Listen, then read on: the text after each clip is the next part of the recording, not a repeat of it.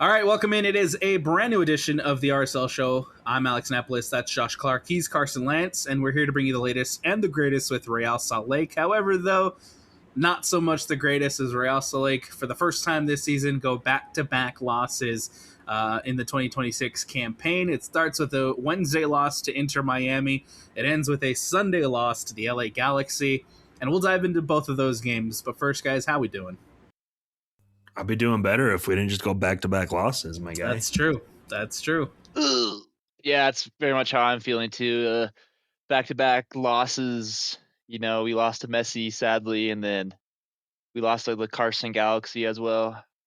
The Carson Galaxy. There you go. Yeah, well, one of those losses feels way worse than the other, in my opinion. Yeah, which one is that? The Galaxy one, of course. By far. We dropped awesome to beat Miami, but yeah, but like Miami, I can stomach that loss. The LA one or the Carson one, not so much, right? It's highly disappointing. Let's start with that one. Let's start with the Wednesday loss at home to Inter Miami. First of all, the spectacle of Lionel Messi being at America First Field. Didn't think, in January when or February, whenever the schedule was announced, and they, everybody's talking about Inter Miami and Lionel Messi coming to America First Field in April. I definitely thought that this wasn't a possibility. I looked at the schedule and I saw they had a weekend game at Colorado. They had the Wednesday game, and then they had to travel back home to play New England at the weekend again. Like, I did not think that Lionel Messi was going to play this game on a Wednesday night at America First Field. As we got closer and closer, though, now with the whole coaching situation, we talked about it last week a little bit. Inter Miami want to make a statement now that they are dealing with some turmoil inside that locker room. And part of that statement was that it is a unified locker room. It is that Lionel Messi is going to play. And so heading into that Wednesday night, I felt pretty confident that he was going to start. And sure enough, he runs out onto the field, a good mix of boo birds and cheers for the greatest of all time. And it was such an amazing experience to see Lionel Messi at America First Field. Coach at the booth post game, Ronaldo or Messi? That's my question for you guys. Oh. Ronaldo. Yeah, I'm Ronaldo too. But Messi, I can't win the actual argument. I just prefer Ronaldo. Yes, yeah. I mean, I could definitely fight people on it, but we'll leave it there. This is not a Messi Ronaldo podcast.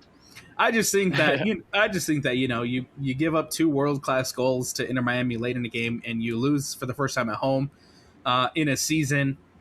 I would expect local media to have better questions than just asking straight up to Pablo Mastroeni, Messi or Ronaldo in the post-game press conference. But that's just me. Yeah, I'm not naming names because I don't know the name, but hearing that just really makes you kind of remember where the state of soccer still is in the United States. Yeah. Right?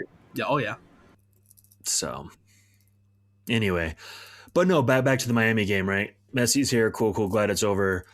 The 2 goals we gave up, stunners. Yeah, you can't really blame, Cabral or anything, I think to that nature, because they're world-class goals from world-class players. I think everybody forgets that Lionel Messi isn't the only superstar in the Inter Miami team, right? Luis Suarez was an international superstar during his time at Barcelona, still is, right?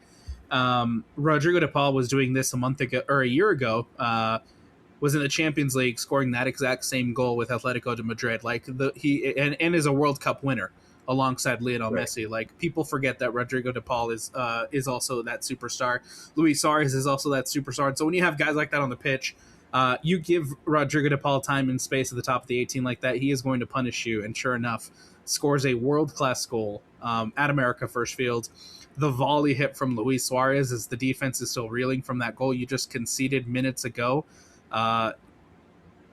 It's unfortunate because I thought Real Salt Lake did fine defensively up until that point. Just the 2 lapses defensively where you don't close down Rodrigo de Paul on a corner kick. You don't close down Luis Suarez dribbling past 3 defenders inside your 18. That's probably the only moments of that game where I thought Real Salt Lake committed some mistakes. And sure enough, that's enough for Inter Miami to punish you. But that was our fear all along, right? And it's exactly what we saw on Sunday is when our offense isn't clicking, our defense isn't going to be able to keep us in the game. And sure Yep. enough, 2 games in a row, right? Chances were there offensively, but our finishing was poor. But we couldn't rely on a high scoring game because we couldn't even get one in, right? Yeah. I mean, obviously we scored against the Galaxy, but you know what I'm saying. So, this is exactly why 3 weeks ago we were like, no, we need to be concerned about the defense because games are going to come along. It's nice that we've won a couple, but sure enough, just like that, it hits us in the face that we're poor. We are so poor defensively. Yeah, it's that Miami game was just a very slow game all game, and Miami made us pay towards the end of it. It's just, we've been clicking all season getting goals, but I think this was a game where very much it came down to our defense to see if we can get away with at least a point. And I mean, we just got caught slacking onto. I mean, Cabral could save a lot of goals, but I mean, those are 2 world class goals we witnessed. So Right. If he saves either of those, it's Sports Center top 10. yeah, Right. So, but it was disappointing game though. I think with the Miami game, it's disappointing because 2 minutes into the game, Sergio Solans has a header that just goes wide of the post. You have an opportunity there early again, as you had the last couple of games to go up early, but Sergio Solans can't put it on frame. A couple minutes later, again within 5 minutes of the game starting, you have a really great opportunity with Morgan Giavogi taking a shot. He gets his own rebound, puts it in the back of the net. You're up 1-0. The fans are going berserk inside America First Field. But unfortunately, it's called back with an offsides. And so you have 2 really, really great opportunities right at the beginning to turn the tide in your favor. And then from there, you don't really do much offensively. yeah, if that goal stands, it's a completely different game. I 100% agree. If either one of those are goals, right? If the Sergi header that literally just missed by inches is a goal, or if that one wasn't offsides and Giavogi scores his second goal in as many games, I think we're having a completely different conversation where Real Salt Lake continue to be as potent and as dominant in the attack as they have been. Really inspiring start from Real Salt Lake in that Wednesday game, but then other than that, man, like the passing wasn't as crisp as we've seen it in the past. The midfield was messy. It was so sloppy, very sloppy going forward. And I will give them credit. I think for 80 minutes they did a really great job of defending Lionel Messi. Yeah, they did a really good job of containing the number 10 in the pink jersey. And Spearings was letting him have it all night. He wasn't, going in easy on him. He was bodying him a bit, Yeah. It was good. Yes. And they had some really good chances too in the second half, specifically Xavier Gozo, where, the great ball is played in behind to him and he hits it over the bar. And it's moments like that that remind you he's still 19, but in those moments, you expect him to test Dane St. Clair more, and unfortunately Gozo just couldn't hit it correctly, and maybe rushed his shot a little bit as Falcone was closing him down.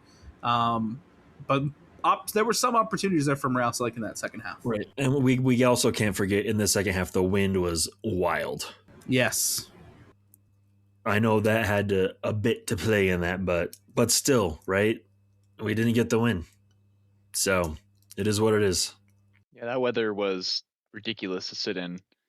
Very, very, very much Utah weather, very bipolar. I couldn't choose if it wanted to be winter, spring, or summer. But no, yeah, having wind like that in a soccer match is never fun, and always can, depending on which way you're going, can always either benefit you or negatively affect your team. I remember playing a couple of those back in the day. Ugh, not those are the worst. Yeah, not fun. Credit to RSL again defensively, who I thought did a really good job defensively on Lionel Messi. He did his absolute best to try to score against Cabral. Got to give flowers to Cabral, man, for coming up with some incredible saves. Epic saves, yeah. On Messi was great, yeah. I think that's a positive that you can take out of this game is that Cabral just would not let Messi score, no matter how hard Messi tried. And then, there are moments in that game where, again, this is a young team, and you're reminded that it is a young team. because there was definitely moments where they felt a little bit starstruck, where there's moments where they were playing a little bit starstruck, and they were giving a little bit too much respect to the number 10 and a little bit too much respect to the number 7 in Rodrigo de Paul, where these kids grew up watching those type of players. These kids grew up, Pablo Mastroeni said it perfectly in the postgame conference. Like, most of these guys had Messi on their walls, and now they're playing a game against him. And so I do think that there is a little bit of a feeling of being starstruck, having Lionel Messi line up alongside you in your own backyard at your home stadium. But honestly, I think that it might be a good thing. It's a good learning experience for guys like Diego Luna, good learning experience for guys like Xavier Gozo, good learning experience for a lot of young guys on this team. Get that game out of your system early in the season, so then that way when it comes to playoff time and you're potentially in a matchup where you're playing against, Timo Werner, Heung-min Son, right, in the Western Conference, trying to make a run to MLS Cup, you have that experience, and it's a little bit different now playing against those type of names and those type of superstars down the road when it really matters versus in April when you can come back from that. Right. I can excuse Wednesday. Sunday I can't. Yeah, I think that's kind of where I'm at too with all this. Sunday was highly disappointing. In a lot of ways too. Mm-hmm.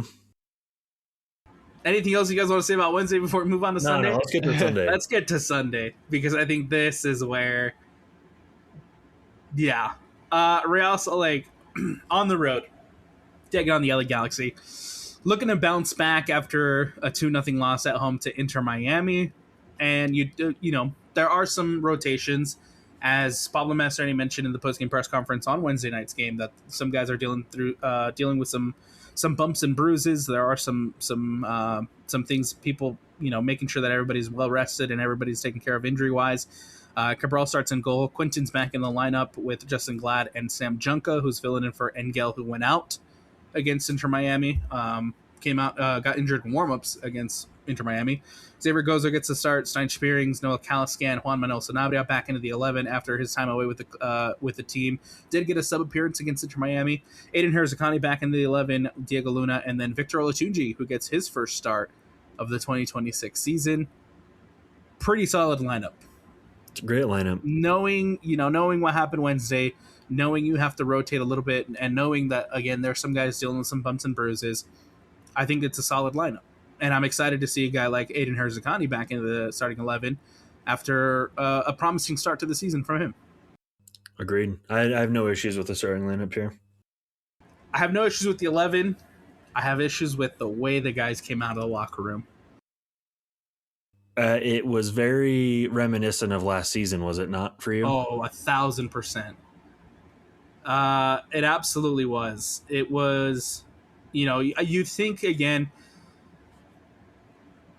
after losing, you want to bounce back and you want a good response from the guys, and instead you see a lot of the same from Wednesday night as far as the sloppiness goes, the turnovers go, the bad giveaways go, the inability to really get anything going offensively goes. A lot of similarities in that sense, but this time taken, to a whole other level where now your defense is just giving away balls in front of Cabral. And you're not playing a good team. That's the thing that I think. I don't know, Josh. Do you feel like there's a little sense of it's a short week? It's against a team who's lower in the standings, who really hasn't played well for the last year and a half. Who's injury depleted. Are they overlooking this LA Galaxy team? Because I got a sense of that on Sunday. That's what we do all the time, man. Yeah. Yep, do it all the time. We how many times have we said we play to the level of our opponent? So many times. We gave Marco Royce his best game since joining the MLS as well. Yeah, he got a double. Yeah. Got a brace.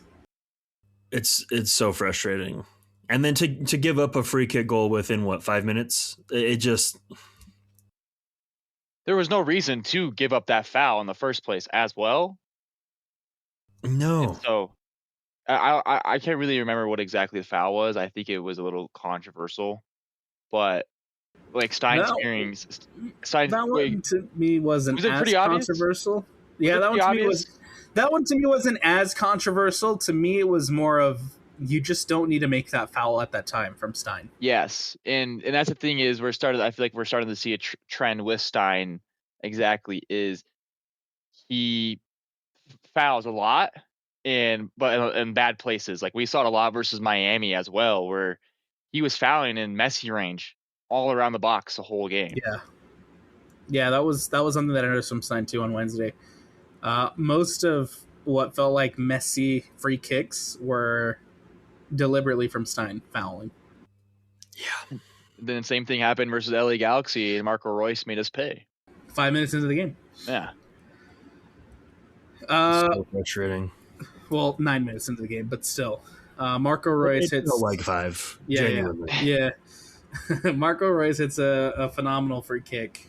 Puts it past Rafa Cabral, and Galaxy up 1-0 early against Real Salt Lake. And again, for the most part, just really sloppy going forward, really not really having very many opportunities going forward. The couple of opportunities that you did get was either Quinton or Junka playing a ball in over the top to Olatunji to run in behind the Galaxy defense, and you get a really good opportunity from Olatunji, who's taken down by Garceres, the center back. VR has a check, and no dog so is what given is even a foul anymore, man? on the play. I've seen that play, that dog so called, in other MLS games. Bro, when you have Taylor Twellman questioning the officiating, Yeah, you know you're goofed, right? It's bad when Taylor Twellman's criticizing the referees on, MLS's biggest poster boy, criticizing the officials on the Sunday Night Soccer broadcast. But genuinely, explain that away. He's not wrong. I mean, he wasn't wrong. Like, I just don't know. I've seen that exact dog so called in other games around Major League Soccer, and for some reason it just against us. Yeah, for some reason it just wasn't. It wasn't called on Sunday. I feel like at a certain point it did. Conspiracy time. It did feel like the league was trying to get LA Galaxy going. Yeah, based on the events later on in the game, right? And some of the why didn't they review these instances? Because there were a couple. I feel like we spoke about this like literally every week after every game. There's something every week happening with refs, especially with RSL. This year not as much, luckily. This year not as much, but this one, I mean, you can't ignore. Not even just with RSL though. It's like within the league. I feel like this year, like the Dane St. Clair one, or there's exactly a lot of like, what the hell are we doing moments. Which is like, I feel like this is when, I'm not trying to say VAR is a bad thing, but I feel like this is where VAR has kind of ruined a lot of reffing because, center refs aren't confident in their decisions anymore. They're like, hey, you know what? I just won't call it right now. VAR will help me out. They review it, and VAR doesn't do anything about it. So then it makes the reffing officials look even worse. Yeah. Than what they are. And so it's like, I have no idea what's a foul or, what's a penalty, what's a free kick, what's a yellow card or red card anymore these days, because, for the littlest thing, someone can get a red card now. It's like, and so again, it's like, what even is a foul anymore? It makes it so hard. It makes it so hard to watch. Like it's so clear that it's a foul and he's the last man. Like there's no arguing this. And I said that on social media too, and I didn't get one person trying to fight me back on it as well. I literally probably had like 50 plus likes on it, and I just said MLS reffing this year is just making it really hard to watch soccer. I had guys who cover the Galaxy, people who cover the Galaxy, reach out to me after this game and literally said, "Man, you guys got screwed. RSL got screwed by the officiating in this one." I mean, you have people who cover the Galaxy day in, day out, who are coming out of the woodwork, reaching out and saying, "Yeah, like the officiating was really bad in this one." Yeah, what does that say? What does that say when opposing fan bases can be like, "Dog, sorry about that." Yeah, exactly. What's even worse when they do the pro review stuff, and then they're like, All right, the weekly pro review. Which calls were wrong this week? And it's like every week RSL's in it. The fact that you can have that review every week and say this is how many we got wrong is kind of a problem when VAR is a thing. Right. Those videos should be insightful. They shouldn't be retroactive apology. Right. It shouldn't be validating my rage. Right. Yeah. Like it should be informative. It should be, just I guess an inside look to how VR works. Like honestly, like the pro videos that they put out, like I find those really insightful and I really like them. But they also feel like they're retroactively like, hey, sorry, whoops, screwed up another one. At what probably point? lost 3 points because this is our apology. It's really weird, and to have pro come out every week and be like, oops, sorry. It's not a good look, man. It's not a good look for the league. It's not a good look for the officiating. It's not a good look for the credibility of this league, man. It's not good in any fashion when you have multiple teams, multiple officials, and multiple instances where pro has to come out and apologize for their decisions. This isn't the first time that Real Salt Lake has received an apology, and this isn't the first time that officials have come back and apologized to Real Salt Lake. If I don't know if they've apologized yet or said anything about this game specifically yet, but I mean, you go back to the Vancouver game where Sabi goes back and gets suspended after the fact, right? Where Sabi gets suspended for a misread card in that one, and you get the oops, sorry from pro and the officials. And that very well could have cost us 3 points there too. Yeah. I mean, even at the minimum, man, you walk away with a point out of Vancouver, and and you're having a different conversation about that game. Yeah, I need a montage of referees making the same errors to Britney Spears' "Oops, I Did It Again." Someone out there did that for me. Well, I think my thing is, it's like we all have jobs. If we don't do good at our jobs, we get like whatever. I don't know what happens at your guys' jobs, but like, absolutely. You get warnings, and then like third warning, and it's like, hey, like if you continually screw up at your job, the amount of times that pro screws up at their job, and how much, and the retroactive oops, sorry apologies that you get after the fact, like someone's getting written up, someone's getting fired at a normal job. I feel like there's just not enough referees but we just see no change and no accountability from pro. Right. And I think that as a person who watches this league, I think that's the most frustrating part about it, because at the end of the day, I just as someone who consumes Major League Soccer, I just want consistency across the board. I just want consistency where the officials aren't being the conversation point of a breakdown of a match. Right. I want to be talking about how poor Real Salt Lake's performance is, not how poor the pro performance and how pro the referee performance was against the Galaxy. Because Josh, we've recorded and we've podcasted for a very, very long time. You know me, I never want to blame the official and I never want to point the fingers at the officiating. It's fine this time. But when you have decisions like that where what's dog so, what's not dog so anymore these days, when big decisions like that clearly change the game. Not only that, but you have one that you don't give to RSL, right? And then you give another controversial call to the Galaxy later on to get the win, right? That's where it feels icky. Yeah. Right? It's one thing to make one mistake and it has an effect, but it doesn't have that big of an effect. But then to go on in the last 2 minutes of the game and make another controversial call that does absolutely change the tide of the game, that's where it was like, okay, this guy should go away forever. You know what I mean? Yeah, what's crazy? I think I would be okay with the penalty call against Real Salt Lake with the shirt tug from Sam Junka had literally all the other shirt tugs in this game been called. It was very inconsistent. Like, again, that's just all we ask for. We just ask for consistency as people who watch this league. It definitely was not the first on either side. No, not at all. Not at all. I think it was like the fifth shirt tug and like the first or the fifth blatant shirt pull before we finally saw somebody get a yellow card for it. But we have Victor getting drugged down, and then we have a minor shirt tug that barely affects the player getting called a penalty. Yeah. It just does not make sense. and then again cost us a point. Yep. Ridiculous. Especially when you got a guy like Victor who's in desperate need of a goal. First start of the season. Yeah, and he's like that. I know he's a big dude and like all that, but I mean, at the end of the day, he's getting like pulled to the ground. Well, the referee waves him up like he dove too. Yeah, exactly. Like that.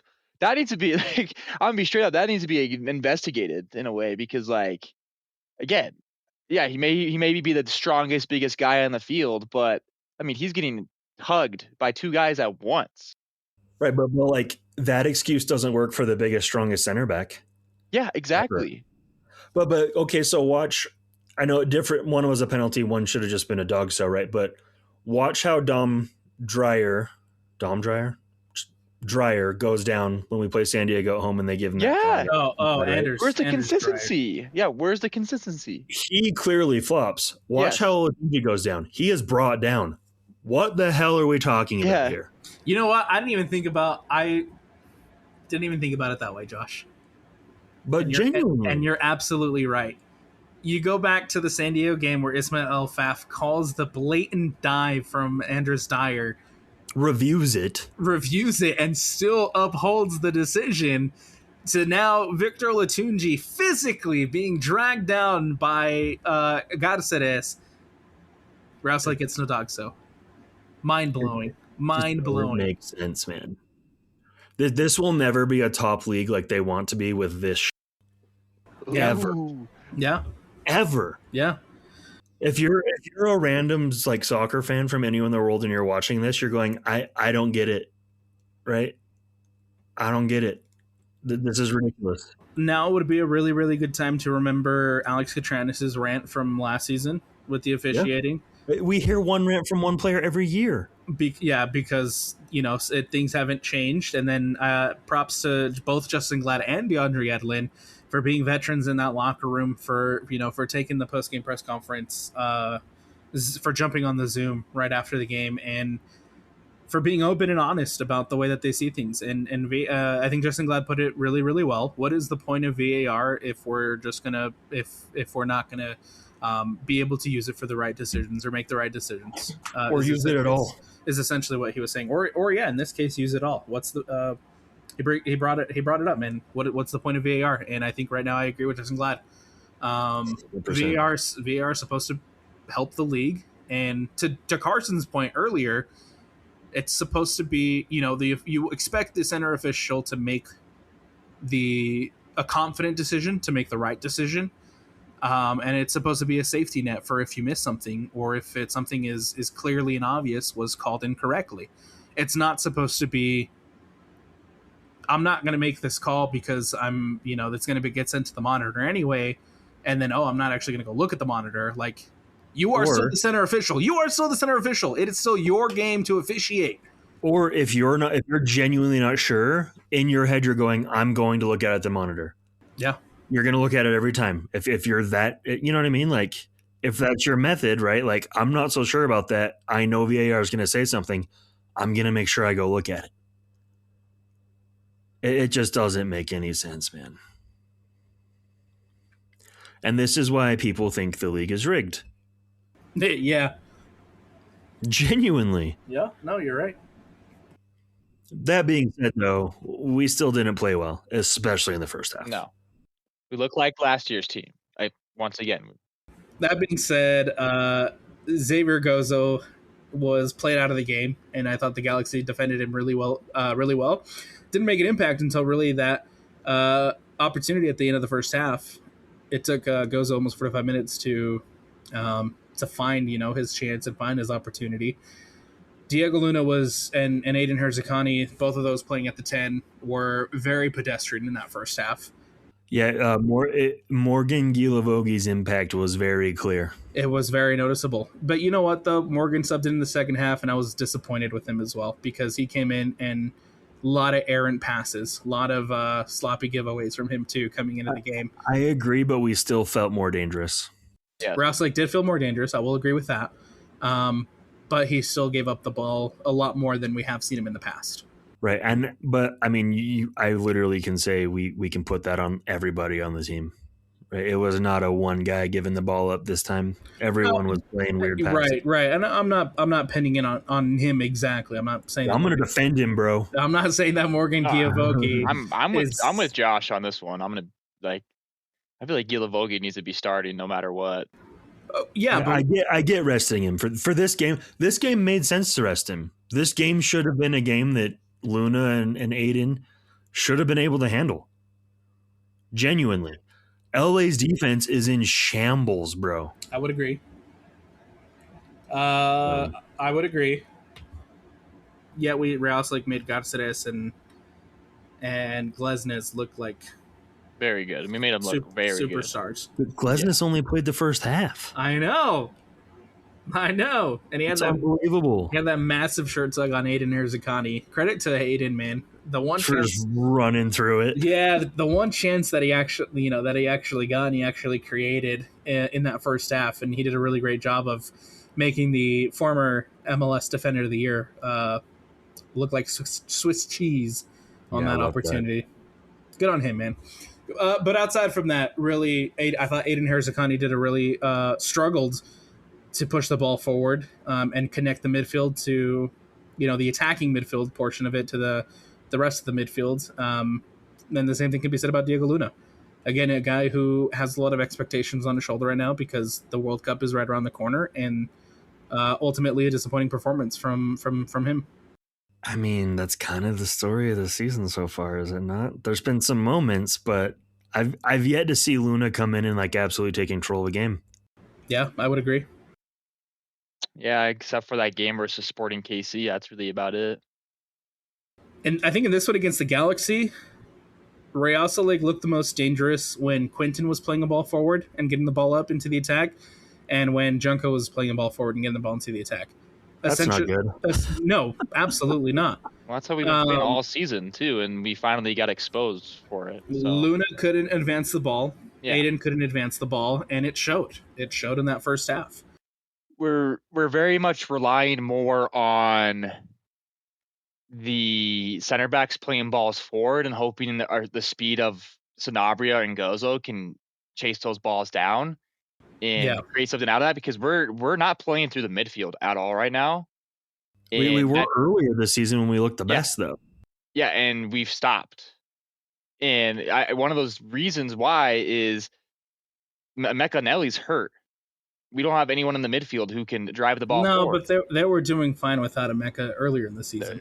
I promise you. Leitza was. I promise you, watch what chances we score off of. It's always from like a long ball, and like Gozo or someone controls the ball, and we score off of that. It's never someone in the midfield driving it forward. I promise you, Alex. I promise you. That's just what I've been seeing, and LA Galaxy stopped us from doing that. Because they got a guy like Caceres in the back line, fastest center back in the league. Couldn't do crap versus him. Right, that's what I'm saying. Gozo got played out of this game. We had Falcone on Wednesday, who was just a menace, right? Oh man, don't even get me started on Falcone. So yeah, two teams: LA Galaxy, Inter Miami. Two teams with very fast center backs, very fast, aggressive center backs, and we get shut down just like that. I don't know, man. It's worrisome. It is worrisome. Yeah. I was whatever we've been doing, it's working for a minute, and it's here already. So yeah, I don't know, man. At least we scored a goal, I guess. An own goal, yeah. Talking about unlucky for Marcinkowski, man. Comes off the post, hits him in the back of the head, and then goes into the back of the net. I wish it would have counted for Gozo for obvious reasons, but ultimately it does go down as an own goal, and Real Lake's only goal in the last two matches is credited to an own goal. I don't know why, but I really don't like JT Marcinkowski, and I don't know why. He always seems to have like a phenomenal performance when he plays against Real Salt Lake. That must be it. Did he do anything with like the youth national team that was annoying, or am I thinking of Sean Johnson in the Olympics? I don't know. I can't. I mean, I remember him playing for the U.S. youth, but I don't remember him doing anything specifically. I feel like I just like hate him for an unreasonable reason, and I can't remember why. I just Maybe I should remember just get over it. I just remember him making some phenomenal saves when he was with San Jose. Yeah, facts. Every time he would play, every time San Jose would play against RSL Lake. I'm worried for RSL post summer, man. Yeah.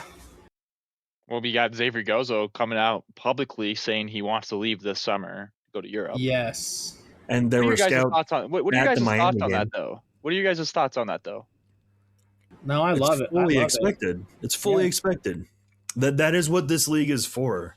No young kid is coming up in this league going, I'm going to play for Real Salt Lake like Justin Glad for the rest of my career. Well, that's what we don't expect that though. But at the end of the day, we're in the middle of our season right now. We're top 5 in the West. This is at the end of That's the day. why they're changing the schedule, though. We're in a professional league, though. You know, right? But this is why they're changing the schedule, so we don't have to be in these weird positions where we lose a guy in the middle of the season. But at the same time, it's like I swear, any other player does this. If a player does this at like a bigger team, like who can we say, like LA Galaxy, Seattle, like they're an upcoming young player, and they go out and say that like Seattle's pushing for a title, and they have like one of their best young players come out and be like, yeah, you know what, like it's been fun in the MLS, but I kind of want to go to Europe. I guarantee you that rubs people the wrong way in any other sport. I disagree. Yeah, I disagree too. Because what happened with Paul Rothrock last a couple months ago? I'm going to be honest with you. I don't care about Paul Rothrock. I'm just saying. Yeah, but what are you saying though? What did he say? Paul Rothrock a couple months ago when he was refusing to sign a new deal with Seattle because he wanted to test the waters, and then ultimately ends up signing a new deal anyway and stays in MLS. Uh-huh. But part of the reason why he didn't sign the new contract was because he wanted to try to make it over to overseas. Yeah, I think it's different when it's a my contract's up scenario versus a hey, there's actual teams from Europe. But the reception wasn't. But the reception wasn't. The reception wasn't anything critical of Paul Rothrock. Is what I'm saying. Everyone was saying if he has the opportunity to go to Europe, then you should absolutely take it. And I feel the same way about Xavier Gozo. If there's an opportunity there, yeah, absolutely. You think there's better? Okay, I have no problem. I'm not like I'm kind of having like an. I would honestly be more critical of Xavier Gozo had he sat there on the desk and said, "No, I want to be at RSL Lake forever." Yes. And then leaves. And then ends up leaving. I think a bigger thing that's contributing to Xavier Gozo being more forthright about it is these aren't just rumors. In my opinion, they're not. No, they're not. Luna rumors. It's solid. I bet you there's a deal already in the works, right? So he's like, "Yeah, I'm going," and I love that. I love that our academy kid, who's 19. What is he? 19 now? Yeah. Yo, we better get some good. We better get some good. He better be good, or I'm going to be judging Kurt Schmidt, right? Yo, who's more expensive right now? Diego Luna or Xavier Gozo? Xavier Gozo, no question. Right, so we better see some. Aston Villa, Atletico Madrid. We better come on. Show us the money. Show us crazy. Show us the money. I would prefer Atletico for Xavier Gozo at this point. He fits their system. He really does. Have fun with the preseason camps though, because those preseason camps are very brutal over in Atletico. But hey, he fits the system. But also think about the conversation we've already had about Luna about him missing his window. He has already missed it. Right. He's already missed it. Gozo needs to go now. Yeah. I think that performance for Diego Luna at the Gold Cup final hurt him in so many ways.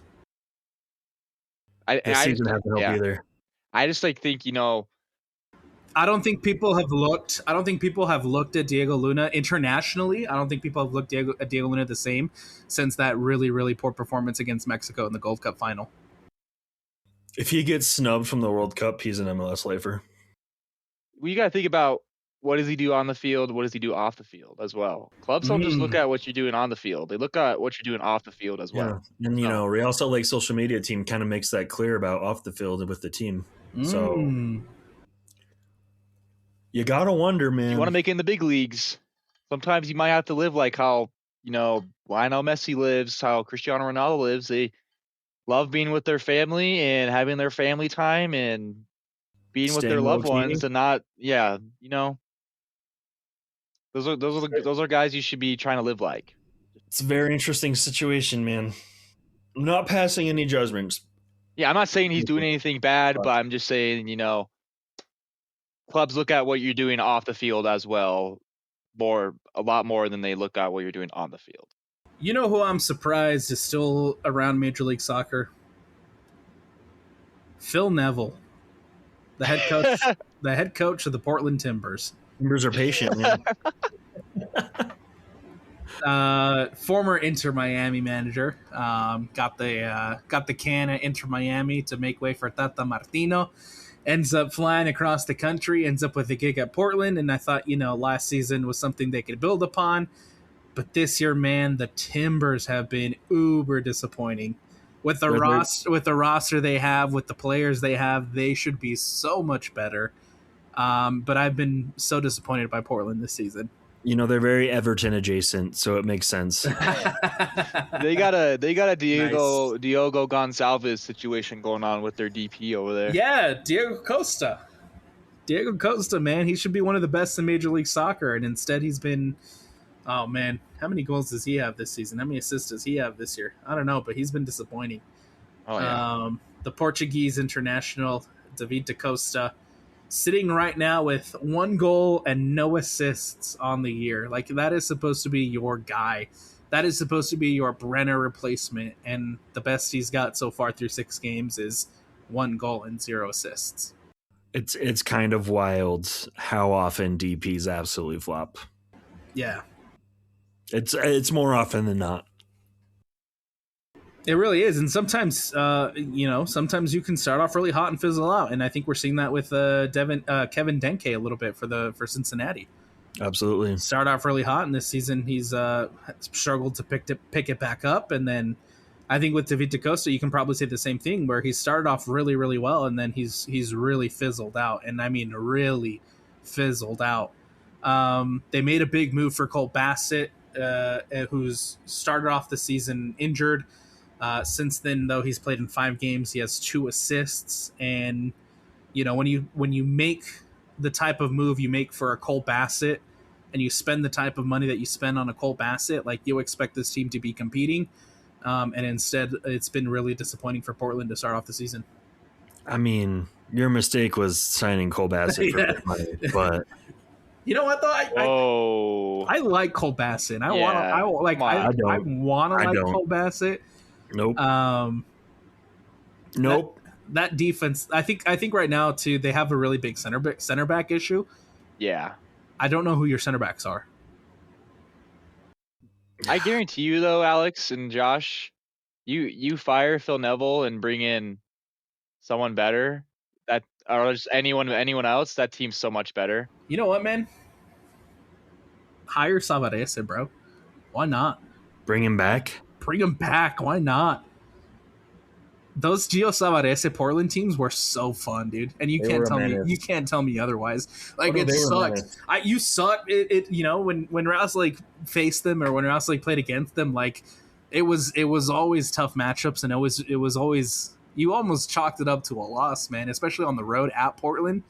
Because he didn't get along with Poulsen, right? The owner, the old owner. Yeah, they didn't get along. Yeah, so he could go back and it wouldn't be so awkward, maybe. I think Poulsen's still there though. I feel like he sold most of it. I can't remember, or is that just the Thorns? That's just. I can't remember. Okay. Yeah, he's still there. So it probably wouldn't happen, but yeah, if there's anybody who could turn it around, I think it'd be Gio, man. Why not? I mean, he understands Portland, right? Yeah. So. I don't know how much longer Phil Neville's going to last, honestly. And if Portland, I mean, they're coming off a 2-1 win against San Diego, who, by the way, San Diego's also now on a sinking ship. And you just beat LAFC 2-1 and gave them their first loss in MLS play. So, I mean, something to build on, something to, for Portland to carry on into this game against Real Salt Lake, but on the road at America First Field. This Real Salt Lake team, who I think is uber frustrated with the way this past week went, they're going to want to bounce back. They're going to be hungry. They're hopefully healthier heading into this game. I like Real Salt Lake's chances against the struggling Portland. All right, so if we don't beat Portland, though, alarms are going off, Josh. Ring the bell. Weren't there some snide tweets about, we should all be not fans anymore because we wanted Pablo out? Would a third loss make people be back on the Pablo out train? Nah, not yet. Not saying you guys, but just like in general. I think maybe there's a couple out there that probably would. I wouldn't be there yet, but I've never really jumped off of it. I'm appreciative, right? Like I've talked about in the past, like I'm going to back our head coach while he's here. Yeah. But seeing the same patterns we saw last year already this season, it's just so concerning, especially with how bad the defense is. I just don't see him bringing us to a cup, genuinely.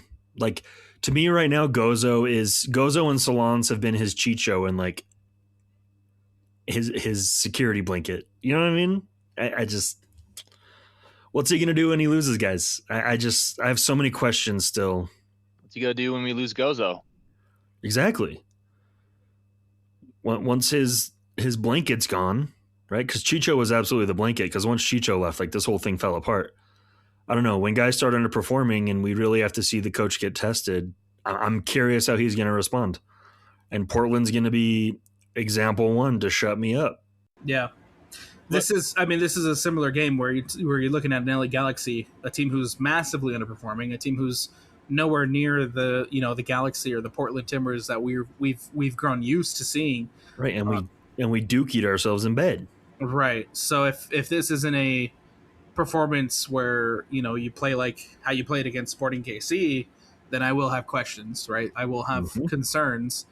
Maybe if they don't get the 3 points, there will definitely be alarms raised in my head. But if you're not playing the way that you played against a struggling Kansas or even a struggling San Diego, like there will be questions asked. We need to win by multiple goals to make me feel like this is real. And please, a clean sheet. Get a damn clean sheet. Get a clean sheet. For the love. Speaking of clean sheet, we still haven't had one all year. I know. In last two games, I knew it happened sooner or later, but our offense can only do so much for our defense. Yeah. Yep. Defense wins championships. You know what, Josh? That entire Inter Miami game, all I could hear was your voice in my head saying, "What's going to happen when the offense can't keep up?" And you were right. I'm just saying. You were right. Like we've watched. Maybe we need a center back. Maybe we need a center back in this next transfer window.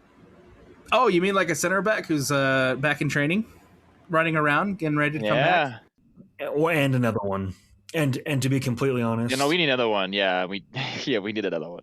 I know we re-signed Caliscan today, right?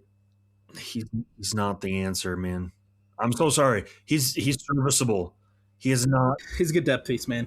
He's not the answer. He is not the starting guy. Yeah. He should not be your focal point in the midfield. It's driving me nuts. Yeah, our starting guy's hurt. I think letting go of Brian Ojeda was a little premature. Uh-huh. And I get the circumstances. I get the contract situation. I get you don't want to let him leave on a free. Like, I get all that, but you could really use a Brian Ojeda right now. Yep. Spearings and Ojeda right now would be the best midfield duo. The best midfield duo in the league. They would be the best midfield duo. You can't tell me otherwise. But here's the problem. When Anelli comes back, I think Spearings and Anelli would be incredible together, but Pablo's not going to play them together. Caliscan's his guy. Yeah. I could see him playing like Caliscan and Anelli together. Right, but we're not. That's probably what's going to end up happening. Yeah. That's probably what's going to end up happening. It's going to be Anelli and Caliscan. Insane to me. Yeah, Insane. I know. That alone keeps me like 1 foot on the train. You know what I mean? Yeah, I get it. Final predictions for this Saturday. It better be 6-0. That's not my prediction. That's my demand. 6-0. Wow. Wow. Shut Josh up. Carson. I'm gonna say 3-0 RSL. We need a statement win, man. We need a good score line. We need a shutout. I'm going 3-1. I don't until proven otherwise, I don't trust this team to hold on to a clean sheet. So I'm saying 6-0. Statement. 3-1. Gotta spray me with a hose and wash all this salt off because I'm salty. I do think Rouse Lake finds a way. I do think they find a way to bounce back. I like this game being at home.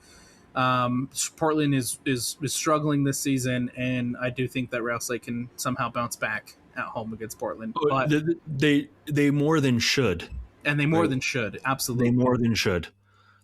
We shouldn't even be having a question mark in our head right now. But there is. But there is, Josh. And that's the problem, Alex. Yeah, I agree. 100%. Taking a look around the rest of Major League Soccer, all the results from Saturday. You have Atlanta taking down Toronto 2-1.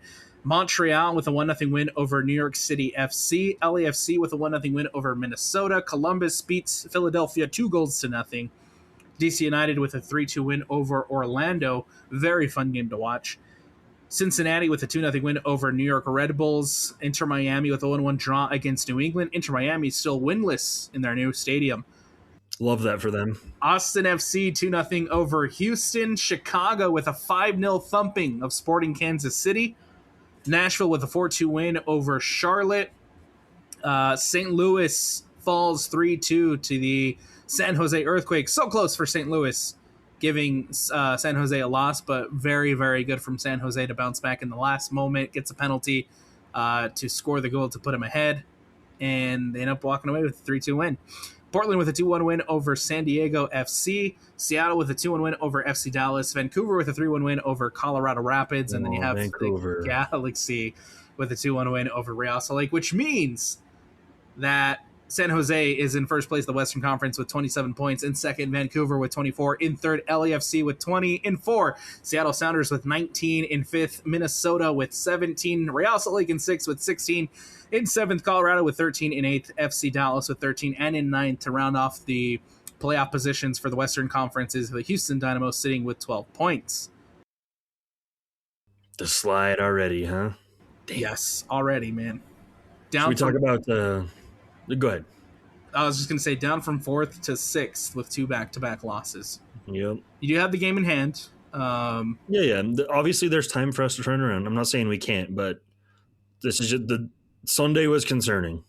I think so. I mean, look at the schedule. Look at what's coming up for Real Salt Lake prior to the World Cup. You have the home game against Portland. You go on the road to FC Dallas. You welcome in Houston. You welcome in Colorado. Then you go on the road to Minnesota to end off the first portion of the season right before you head into the World Cup. That 1, 2, 3, 4, 5 game stretch coming up for Real Salt Lake is so important. Very attainable. And honestly, I mean, looking at Portland, looking at Houston, looking at Colorado, all at home, you should be walking away with 9 points there.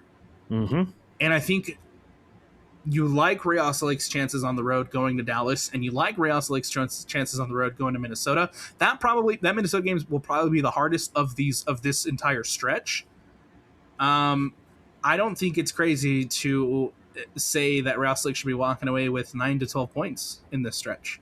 That's definitely the expectation. And if they don't, I'm having questions, man, and I'm getting a little concerned. I'm getting a little worried. Yep. Agreed. We always struggle versus Houston as well, so that's like one. That's a trap game right there. And Colorado. Yeah. As of late, never know how good Colorado's going to be. They're a very inconsistent side right now, but when they're good, they're good. But again, they're all very winnable games, right? Yeah. We're not looking at Vancouver. We're not looking at LAFC. We're not looking at San Jose, right? We're looking at the bottom half of the Western Conference, really. So that's crazy. I mean, I obviously, the World Cup lasts a long time, but like our next game's not going to be till July 22nd after Minnesota. That's wild. Kind of sucks. That's a long. I hope players enjoy their break. I hope they enjoy their break. The good thing, though, is that there will be plenty of soccer to catch, and some really great soccer.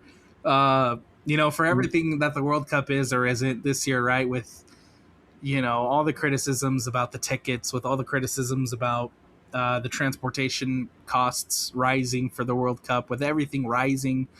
I think that at the end of the day, I'll still be watching and I'll still be enjoying a World Cup because it is the World Cup. You get it every 4 years. It is the biggest sporting event in the entire world. Everybody sits down and watches the World Cup. I hate that it's in our backyard, and I hate that it's in the United States, and I can't participate. the casual fan is getting priced out. The casual fans, like, almost everybody that I've talked to in and around Salt Lake City, being priced out, being unable to attend events, being unable to even, try to travel for the fan fest, who in previous editions of this World Cup, those fan events outside the stadiums and in host cities were free. And this year you're being asked to pay to attend those events. And so, welcome to America. I know. I'm really, really disappointed in everything that's been happening leading up to the World Cup. But ultimately, at the end of the day, like, it is the World Cup, and I will be watching, and I will be 100%. enjoying every second of it, because it is a special moment and it is a special tournament, and I think everybody should be tuning into the biggest event in the world. We don't have to get up at like 5 a.m. to watch it. And you don't have to get up at 5 a.m. to watch it. Love it. Thank goodness. Love it. Should we talk about Vancouver real quick before we finish up? Yes. Save the Caps, man. If you haven't... Doesn't look like it's happening, dog. I know. If you haven't yet, go to savethecaps.com. Again, savethecaps.com. Go sign up. Go show your support. The Vancouver Whitecaps are on the verge of being relocated to Las Vegas. A special committee has met in Vancouver over the course of the last week. There's a lot happening in Vancouver right now because there's the FIFA's there, and they're holding like their conferences at the same time all this is happening. But Don Garber and company are in Vancouver. They've been meeting with people in charge of Vancouver, people in charge around the league, and it sounds like the league wants Las Vegas. There is ownership group in Las Vegas ready to move the team to Las Vegas. It's not looking good for Vancouver right now. And Vancouver isn't really pushing to try to keep the team, man. It's unfortunate. I mean, the only good thing that'll come out of it for us is it's a close rival. That's literally it. I think now that there's like a legit ownership group that's willing to put forth a bid and willing to relocate the team to Vegas, it's done. I think it's done, man. Yeah, it's a really hard topic to talk about. No fan ever wants their team to be taken away from them, and Vancouver's been around for 50 plus years, been in the league for a couple of years now, and it just kind of sucks. I try to look at this from both sides, the bad and the good, and I just try to be like, what if my team got moved? Their soccer would die in Utah if Real Salt Lake got moved. I feel like Vancouver obviously has their Canadian team there, Vancouver FC, but they don't have a big as fan base as the Vancouver Whitecaps do. I mean, Vancouver Whitecaps just has the history that can't be replicated by BC Place is a FC. Well-known stadium too. Like, a lot of events have been there, and they're hosting some World Cup games as well. Yeah.